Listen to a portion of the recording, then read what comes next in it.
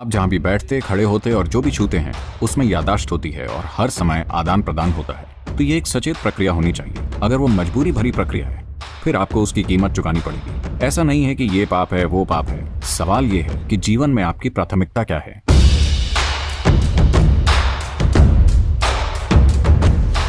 सद्गुरु, कोई व्यक्ति एक रिश्ते में किसी के लिए समर्पित कैसे रह सकता है? क्या यह स्वाभाविक है कि किसी से प्यार करते हुए भी दूसरों के प्रति सेक्सुअल अट्रैक्शन हो? इसका सही तरीका क्या है या इसे कैसे संभाला जाना चाहिए? देखिए, एक मानसिक समग्रता होती है, एक भावनात्मक समग्रता होती है, लेकिन एक शारीरिक समग्रता भी होती है। समग्रता का मतलब नैतिकता नहीं है। समग्रता का मतलब है कि आप एक ऐसी स्थिति बनाएं जो आपके लिए सबसे ज्यादा कारगर हो। तो जब हम समग्रता कहते हैं, मान लीजिए मैं कहूं मेरे शरीर में एक समग्रता है, इसका मतलब है कि यह मजबूत और बहुत सारी चीजों से रक्षा करती है ना। इसका यह मतलब नहीं कि मैं नैतिक रूप से किसी चीज में अटका हुआ हूं। तो मैं ये कह रहा हूं, मैं चाहता हूं कि आप समग्रता शब्द को उस संदर्भ में समझें। हम समग्रता की बात इस जीवन की मजबूती के संदर्भ में कर रहे हैं। तो अगर यह बात है, क्या यह सच है? क्या आपको याद है कि आपकी परदादी 10 पीढ़ियों पहले कैसी दिखती थी?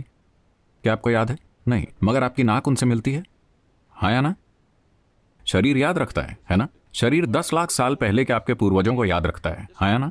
तो आप जिसे मेरा शरीर कहते हैं वो याददाश्त का एक ढेर है, हाँ या ना? मेमोरी है या नहीं? देखिए, अब आप नेपाल से शिलोंग आए, आपने बहुत सारा मेघालय का खाना खाया। आपके नैन नक्श नहीं बदलेंगे क्योंकि आपका शरीर याद रखता है कि आपकी जेनेटिक्स क्या है, चाहे कुछ भी हो। या आप मान लीजिए गाय का भोजन या कुत्ते का भोजन खाना शुरू कर देते हैं, आपका शरीर कंफ्यूज होकर कुत्ता या गाय नहीं बन जाएगा, क्योंकि इसमें विकास संबंधी याददाश्त है। आप चाहे जो भी करें ये कभी कंफ्यूज नहीं होता, है ना? आप सोचने लग जाएं मैं एक कुत्ता हूं और उसकी तरह भौंकने लगें, फिर भी शरीर नहीं बदलेगा, हाँ या नहीं? मन से आप कर सकते हैं, पर शरीर में याददाश्त बहुत गहराई में होती है। तो ये पूरा शरीर जो आपके पास है मुख्य रूप से मेमोरी की एक समग्रता है। अगर ये मेमोरी की समग्रता को खो देता है तो आप देखेंगे कि ये कई सारी चीजों के प्रति नाजुक हो जाएगा। अब शरीर की प्रकृति ऐसी है कि कुछ भी जो आप एक खास स्तर की भागीदारी के साथ छूते हैं स्वाभाविक रूप से उस मेमोरी को स्टोर कर लेगा। मानसिक तौर पर नहीं, शारीरिक रूप से वो उस मेमोरी को स्टोर कर लेगा। पारंपरिक रूप से इस संस्कृति में हम इसे ऋणानुबंध कहते हैं। आपने ऐसे शब्द के बारे में सुना है? ऋणानुबंध, इसका मतलब है शारीरिक मेमोरी जो आप इकट्ठा करते हैं। लोग क्यों, आप लोगों के साथ ये देखेंगे, मान लीजिए अपने घर में वो जाकर उसी जगह बैठते हैं। ये आमतौर पर बूढ़े लोगों के साथ आप देखेंगे कि वो जाकर एक ही जगह बैठना चाहते हैं, वो दूसरी जगह नहीं बैठेंगे। क्या आपने गौर किया है? यहां तक कि आपका कुत्ता वो आता है, अगर वो यहां बैठना चाहता है तो वो इसे सूंघेगा, उसे सूंघेगा, उसे सूंघेगा, और बहुत खोजबीन के बाद वो उस एक जगह पर बैठ जाएगा। अगली बार आप उसे कहीं भगा दें, वो आएगा, वो जाकर उसी जगह बैठ जाएगा, क्योंकि एक मेमोरी है। आजकल फोरेंसिक उपकरण है जिसमें आप अभी यहां बैठे हुए हैं, आप चले गए 2, 3, 8 घंटे बाद अगर वो आए, कुत्ते के साथ नहीं, कुत्ता आसानी से ये कर सकता है, मगर फोरेंसिक उपकरण के साथ हम यहां आते हैं और बस इस कुर्सी को चेक करते हैं और हम जान जाते हैं कि आप ही यहां बैठे हुए थे, कोई और नहीं। तो याददाश्त होती है, आप जहां भी बैठते, खड़े होते और जो भी छूते हैं उसमें याददाश्त होती है और हर समय आदान प्रदान होता है। आप नेपाल से आई हैं, भारत में भी ये काफी हद तक है, दक्षिण में बहुत मजबूती से है, उत्तर में ये शायद कमजोर पड़ गया है।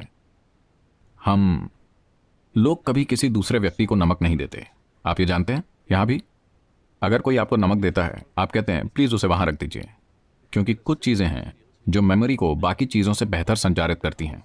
नमक, तिल, नींबू, इसी तरह अगर आप देते हैं, पारंपरिक लोग कहेंगे उसे वहां रख दो, मैं ले लूंगा, क्योंकि वो नहीं चाहते कि आपके साथ ऋणानुबंध विकसित हो।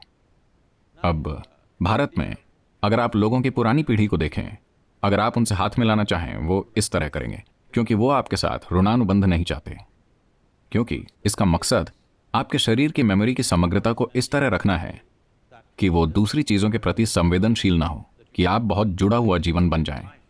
अगर आप खुद को एक संभावना के लिए विकसित करना चाहते हैं तो आपको याददाश्त की समग्रता को बरकरार रखना होगा। ऋणानुबंध का मतलब यही है, आप अपनी शारीरिक मेमोरी को कम से कम रखते हैं। शारीरिक संबंध ऐसी चीज है जिसमें बड़ी मात्रा में मेमोरी एक से दूसरे में ली जाती है। तो हमेशा, इस समाज में नहीं बाकी हर कहीं, हमेशा से लोगों ने उस मेमोरी को कम से कम रखने के फायदे देखे। अगर आप अगर आप उस मेमोरी को बहुत जटिल बना दें तो आप देखेंगे कि आराम से होना कुछ समय बाद बहुत मुश्किल हो जाएगा। सुख जरूर होगा मगर आपके जीवन में कोई खुशी नहीं होगी। आप लोगों पर ध्यान दे सकते हैं, मेरी बात पर विश्वास मत कीजिए। आप लोगों को ध्यान से देखिए, उन्हें सुख मिलेगा, वो हर समय खिलखिलाते रहेंगे, मगर आप उन्हें गौर से देखिए, उनके अंदर कोई खुशी नहीं है, सहजता नहीं है, क्योंकि सहजता ज्यादा मेमोरी की वजह से चली जाएगी। ऐसा सिर्फ सेक्सुअलिटी के साथ ही नहीं, कई और चीजें हैं जो आप इस तरह करते हैं। Right now you see this very much in the Western societies. अभी आप पश्चिमी समाजों में ये बहुत देखते हैं। जहां भी मैं जाता हूं, खासकर अमेरिका में, लोग आएंगे, सदगुरु मेरा हक कहाँ है? मैं कहता हूं वो आपके साथ होगा, वो मेरे पास क्यों होगा? ऐसा नहीं होता कि किसी खास पल आप किसी के करीब महसूस करते हैं तो आप उन्हें गले लगाते हैं। ऐसा है कि हर समय आपको लोगों को छूना है, क्योंकि आज के मनोवैज्ञानिक इन चीजों का विश्लेषण करके बता रहे हैं कि ऐसा इसलिए है क्योंकि बचपन में उनकी माँ और माता पिता ने उन्हें पर्याप्त नहीं छुआ। जब वो बड़े हो जाते हैं तो वो हर समय किसी न किसी को छूने के लिए तरसते रहते हैं। इन सभी चीजों का व्यक्ति के जीवन पर बहुत असर पड़ता है। कितना शारीरिक संपर्क हुआ जब बच्चा पैदा हुआ, ये तय करेगा कि वो बाद में कितने शारीरिक संपर्क की चाह करेंगे। और एक शिशु अपनी माँ से कितनी मेमोरी ग्रहण करता है उस समय, क्योंकि जब तक एक बच्चा 4.5 साल का नहीं हो जाता, कई रूपों में ऊर्जा की दृष्टि से वो एक अलग जीव नहीं है, वो अब भी माँ के शरीर से जुड़ा है। असल में अगर लोग प्रकृति के अनुसार चलें तो उस समय तक उन्हें माँ का दूध पीना चाहिए और 4.5 साल तक जुड़े रहना चाहिए। प्राकृतिक रूप से ऐसा ही था। तब ऊर्जा मैच्योर नहीं होती। उस समय अधिक से अधिक मेमोरी जो आप अपनी माँ से पाते हैं, ये और भी बेहतर होता है इसे मजबूत करने के लिए। मगर एक बार बच्चा बाहर जाने लगता है और एक अलग इंसान बन जाता है, जीवन खुद को व्यवस्थित करता है। लोग मेरे पास आकर कहते हैं, सदगुरु क्या आप मेरी बेटी को आशीर्वाद दे सकते हैं? क्या आप मेरे बेटे को आशीर्वाद दे सकते हैं? सबसे पहले मैं पूछता हूँ क्या उम्र है? अगर वो कहते हैं 15, 16, 18, ठीक है। अगर वो 21 से ऊपर होते हैं, मैं कहता हूँ नहीं, क्योंकि मेरा आपको आशीर्वाद देना, आशीर्वाद आपके बच्चे तक नहीं जाएगा। आप भावुक होकर सोच सकते हैं वो मेरा बच्चा है, मगर जहां तक जीवन का संबंध है वो पूरी तरह अलग हो चुका है। आमतौर पर जीवन की अवधि लगभग 84 साल या चंद्रमा के 1008 चक्रों के बराबर मानी जाती है। चंद्रमा के चक्र और हमारा शरीर सीधे सीधे जुड़े हैं, क्योंकि हमारी माँओं के शरीर चंद्रमा के चक्रों के तालमेल में थे, इसलिए हम पैदा हुए, वरना हम पैदा नहीं होते, है ना? हेलो? तो एक पूर्ण जीवन चंद्रमा के 1008 चक्रों के बराबर माना जाता है, जिसे लगभग 83 से 84 साल मानते हैं। तो अगर कोई 84 पार कर लेता है, उसे एक पूर्ण जीवन माना जाता है। इसमें पहली तिमाही ही एकमात्र समय है जब वो अपने माँ बाप से जुड़ा होता है। उसके बाद बच्चे को आगे बढ़ना चाहिए, क्योंकि ऊर्जा की दृष्टि से आप उन दोनों जीवन को जोड़ नहीं सकते। तो उसी समय लालसा होती है। अगर आपने अपने अंदर जरूरी समग्रता नहीं बनाई है तो दूसरे शरीर की चाह बढ़ जाती है। हालांकि हार्मोन्स का समय 15 से 20 के बीच सबसे ज्यादा होता है। किसी के साथ जुड़ने की चाहत 21 साल की उम्र के बाद बढ़ती है, क्योंकि अनजाने में आप एक सैटेलाइट की तरह हैं जो मेन मदर से दूर हो गया। आप मदरबोर्ड से अलग हो गए। अब आप किसी चीज से जुड़ना चाहते हैं जब तक कि आपको थोड़ी समग्रता ना मिल जाए। इसीलिए 12 से 18 साल के बीच शरीर को मजबूत करने के लिए बहुत साधना करनी चाहिए, ताकि आप बेतहाशा किसी चीज या किसी व्यक्ति से खुद को ना बांध लें। आपको जागरूकता में अगर आप एक साथी बनाना चाहते हैं तो ये एक सचेत प्रक्रिया होनी चाहिए। अगर वो मजबूरी में होने वाली प्रक्रिया है, फिर आपको उसकी कीमत चुकानी होगी। ये नैतिकता का सवाल नहीं है। ऐसा नहीं है कि ये पाप है, वो पाप है। सवाल ये है कि जीवन में आपकी प्राथमिकता क्या है। अगर आपकी प्राथमिकता इस जीवन को एक उच्च संभावना तक पहुंचाना है तो आपको जागरूक होना चाहिए। अगर आप किसी तरह जीवन जीकर चले जाना चाहते हैं तो ठीक है।